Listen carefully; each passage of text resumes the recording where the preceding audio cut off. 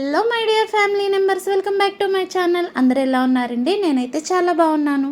మీరు కూడా బాగుండాలని మనస్ఫూర్తిగా కోరుకుంటున్నాను. ఈరోజు ములక్కాడ చికెన్ కర్రీ అయితే వండుతున్నానండి.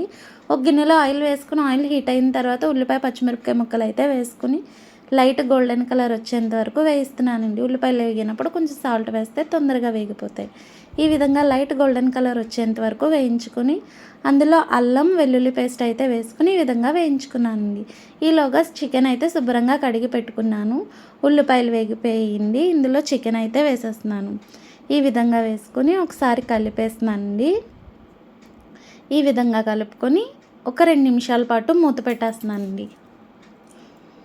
నేను ములక్కాళ్ళు కూడా క్లీన్గా కడిగి పెట్టుకున్నానండి. చూడండి, చికెన్ అయితే కొంచెం దగ్గరికి ఎగిరిపోయింది.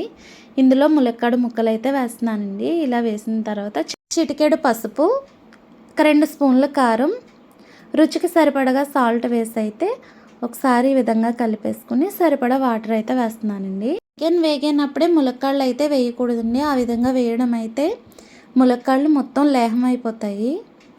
చూపించిన విధంగా అయితే వాటర్ వేసుకొని మూత అయితే పెట్టేస్తున్నానండి. ఒక 5 నిమిషాల తర్వాత మూత తీసి చూస్తున్నానండి. అల్లం వెల్లుల్లి జీలకర్ర పేస్ట్ అయితే వేస్తున్నానండి. ఈ విధంగా ఒక స్పూన్ వేసుకొని కలిపేస్తున్నాను. ఇందులోనే చిటికెడు గరం మసాలా కూడా వేస్తున్నానండి. ఇవి వేసుకొని ఒకసారి కలిపేసి అయితే మూత అయితే పెట్టేస్తున్నానండి. ఒక 10 నిమిషాల వరకుని ములక్కాళ్ళు అయితే ఉడికిపోయింది.